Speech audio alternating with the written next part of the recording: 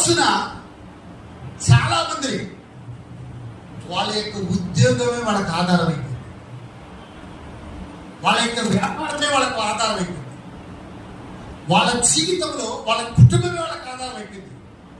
కానీ దేవుడు చెప్తున్న మాట తెలుసా, నీ ఉద్యోగాన్ని ఆధారం చేసుకోవద్దు, నీ వ్యాపారాన్ని ఆధారం చేసుకోవద్దు, నీకు వచ్చినటువంటి నీ పిల్లల్ని నీ కుటుంబాన్ని ఆధారం చేసుకోవద్దు. ఈ లోకములో ఎవరికైనా ఆధారం ఎవరుండాలో తెలుసా? యేసయ్య తప్ప ఏ ఆధారము కూడా ఉండకూడదు. గట్టిగా చప్పట్లు కొడుతుంది. ఈ రోజు నుండి నీ ఆధారం నీ చదువు అవ్వకూడదు. ఈ రోజు నుండి ఆధారం దేవుడు మాత్రమే ఆధారం. హల్లెలూయా.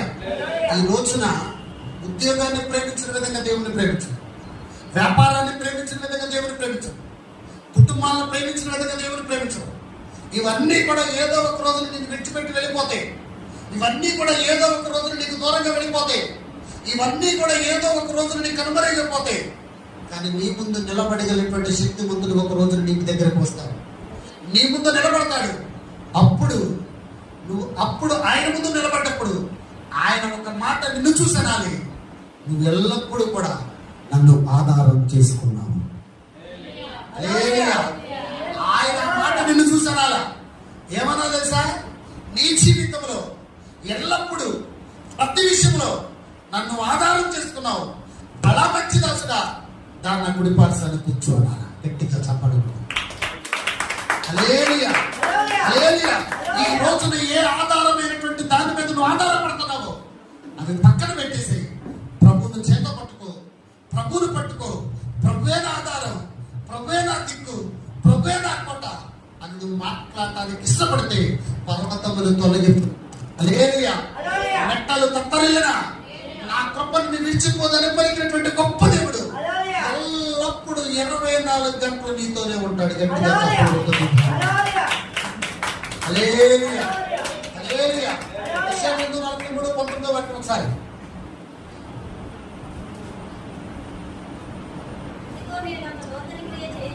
ఒక్క నిమిషం. ఇదిగో నేనొక ఫోన్ లాపండి కొంచెం. ఇదిగో ప్రైమ్ మినిస్టర్ నుండి నీకు ఏమైనా మెసేజ్ వచ్చిందండి, నొక్కుతున్నదాన్ని పట్టుకొని. ఇదిగో నేను ఒక నూతన క్రియ చేస్తున్నాను. ఒక్క నిమిషం అవుతుంది. ఏమంటున్నాడు అక్కడ? ఇదిగో నేనొక నూతన క్రియ. ఇదిగో అంటే దేవుడు యెషయా ప్రవక్తతో మాట్లాడుతూ ఉన్నాడు. ఏమని మాట్లాడుతున్నాడు తెలుసా? బబులోను దేశంలో ఇశ్రాయేలు ప్రజలు నలిగిపోతూ ఉన్నారు. 70 సంవత్సరాల బానిసలుగా ఉన్నారు. ఆ 70 సంవత్సరాల బానిసలుగా ఉన్న ఇశ్రాయేలు ప్రజలను విడిపించడానికి నీ ద్వారా ఒక సూచన క్రియ చేయబోతూ ఉన్నా. దేవునికి స్తోత్రం. ఒక అద్భుతం చేయబోతూ ఉన్నా, ఒక మహిమకార్యం చేయబోతూ ఉన్నా. నీ ద్వారా అన్యుడైనటువంటి కోరేషును నిలబెట్టి ఇశ్రాయేలు ప్రజలు నడిపిస్తాను. నేను ఒక నూతన క్రియ చేయబోతూ ఉన్నా. నేను ఒక నూతన క్రియ ఏంటండి? మంచి క్రియ. దేవునికి స్తోత్రం. హల్లెలూయా. నూతన క్రియ, మంచి క్రియ దేవుడు ఈ రోజు నుండి మన సంఘమునికి వస్తున్నటువంటి బిడ్డల జీవితాలలో, మన సంఘములో ప్రార్థన చేస్తున్న ప్రతి ఒక్కరి జీవితంలో, మన యొక్క లార్డ్స్ టెంపుల్ సంఘములో నా దేవుడు నూతన క్రియ జరిగించును గాక. యేసు నామములో జరుగును గాక. హల్లెలూయా, హల్లెలూయా, హల్లెలూయా, హల్లెలూయా. ఎవరైతే హల్లెలూయా అన్నారో వాళ్ళ జీవితాల్లో నా దేవుడు నూతన క్రియ చేస్తాను. దేవుడికి స్తోత్రం. దేవుడికి స్తోత్రం. హల్లెలూయా. నేను ఒక నూతన క్రియ చేయబోతున్నా. తర్వాత ఇప్పుడే అది మొలుచును, మీరు దాన్ని ఆలోచింపరా. దేవుడికి స్తోత్రం. హల్లెలూయా. ఇప్పుడే అది మొలుచును, మీరు దాన్ని ఆలోచించరు. దేవుడికి స్తోత్రం. సోమ్రోను పట్టణంలో, ఎక్కడ? సోమ్రోను పట్టణంలో చాలా మంది ప్రజలు ఉన్నారు. కానీ ఆ పట్టణంలో ఒక 4 కుష్ఠరోగులు ఉన్నారు. ఈ కుష్ఠరోగులు ఆ పట్టణ వాసుల మీద మాత్రమే ఆధారపడేవాడు. ఎక్కడ? ఎందుకంటే వాళ్ళ యొక్క కుష్ఠరోగం అంటే సగం ఏడు కట్టయిపోయి ఉంటాయి, సగం కాడు కట్టయిపోయి ఉంటాయి. తొడుగుతారు మామూలుగా. ఏం తొడుగుతారు? అదేంటది? కట్టు. ఏంటి మరి చెప్పొచ్చు ఎట్లా అంటే ఏం దొరుకుతారు? ఇక్కడైతే ఇక్కడ వరకు అవునా కదా? ఎందుకని? ఆ కుష్టి వేరే వాళ్ళకి రాకూడదు. కుష్టి ఎవరికైనా ఉంటే ఖచ్చితంగా వాళ్ళ పక్కన ఉన్న కూడా ఆ గాలి సూకులు కూడా కుష్టి ఉంటుంది. ఈ లోపల పుష్పట్టు అమ్మ దేవుడికి స్తోత్రం. వాళ్ళ ఇంటి పక్కన ఎవరు ఉన్నారు దేవుడికి స్తోత్రం. మీ ఇంటి పక్కన ఉన్నా, మీ ఎదురులు ఉన్నా, అటు పక్క ఉన్నా, ఇటు పక్క ఉన్నా నీకు రాకుండా ఉండను గాక. హల్లెలూయా, దేవుడికి స్తోత్రం. సరే, ఈ కుష్ఠరోగులకి సోమరోడు పట్టణంలో ఉన్నటువంటి వాళ్ళందరూ కూడా ఆహారం పెడుతున్నారు. ఈ సోమరోడు పట్టణానికి దగ్గరగా ఉన్నటువంటి సిరియా పట్టణం వాళ్ళు సోమరోడు మీద యుద్ధానికి వస్తారు. ఈ యుద్ధానికి వచ్చిన సమయంలో ఈ సోమరోడు పట్టణం చుట్టూ కూడా వాళ్ళు కాపు కాస్తారు. ఈ కాపు కాసిన సమయంలో రవాణా వ్యవస్థ ఆగిపోయింది, ఆహార సరఫరా ఆగిపోయింది, విద్యుత్ వ్యవస్థ ఆగిపోయింది. పాపం ఈ నలుగురికి కూడా, ఆ సోమరోడు పట్టణంలో ఉన్నటువంటి వారికి కూడా ఆహారం లేదు. ఈ నలుగురు కూడా ఆహారం లేనప్పుడు వాళ్ళు అనుకున్నారు, ఇక మన జీవితాలు ఇప్పటి వరకు సోమరోడు పట్టణం వాసుల మీద మనం ఆధారపడ్డాము, ఇక మన జీవితాలు అతలాకుతలు అయిపోతాయి, మనం చనిపోతాం అనుకున్నారు. కానీ వేళలో ఒక అతనికి ఒక ఆలోచన వచ్చింది. ఏమైనా ఆలోచన వచ్చిందో సార్, ఏది ఏమైనా పర్వాలా, మన పట్టణాన్ని మనం కాపాడాలి. దేవుడికి స్తోత్రం.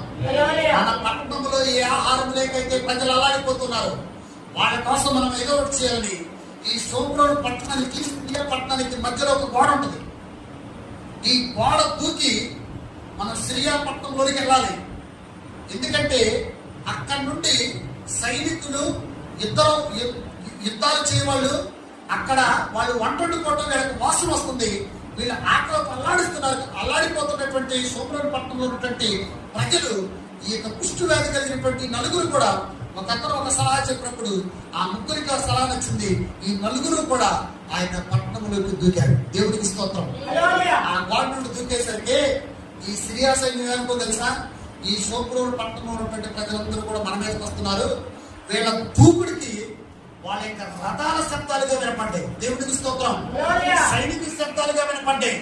వాళ్ళందరూ కూడా మూకమ్మడిగా వస్తున్నారు అనుకొని, ఏదైతే చక్కటి ఆహారం వాళ్ళు తినడానికి సిరియా పట్టణం వాళ్ళు వండుకొని అలా చక్కటి ఆహారం తినడానికి రెడీ అయ్యారో, ఆ యొక్క ఆహారం అంతా కూడా విడిచిపెట్టి సిరియా ప్రాంతం వాళ్ళు, ఈ సిరియా రాజు, సిరియా పట్టణం వాళ్ళందరూ కూడా పారిపోయినప్పుడు ఈ నలుగురు కుష్ఠరోగులు కలిసి ఆ యొక్క ఆహారం దగ్గరికి వెళ్ళి వాళ్ళు తిని, వాళ్ళు ఏమనుకోరు తెలుసా, ఇప్పటి వరకు మన సోమరోడు పట్టణం వాళ్ళు మనం పోషించారు, మనం పట్టణం కోసం ఏదో ఒకటి చేయాలని మళ్ళీ ఆ గోడ దూకి ఇటు పక్కకు వచ్చి సోమరోడు పట్టణంలో ఒక పట్టణ ప్రకటించారు.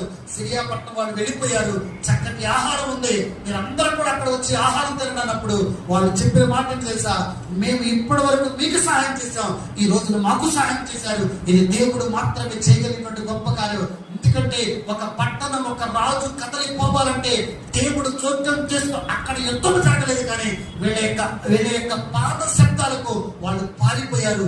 ఈ రోజున ఏ క్షణంలో అయినా, ఏ పరిస్థితుల్లో అయినా, ఏ స్థితిలో అయినా కార్యము చేయగలిగినటువంటి శక్తిమంతుడు నీవు నేను నమ్ముకున్న యేసయ్య ఒక్కరు మాత్రమే. గట్టిగా చెప్పండి. హల్లెలూయా, హల్లెలూయా.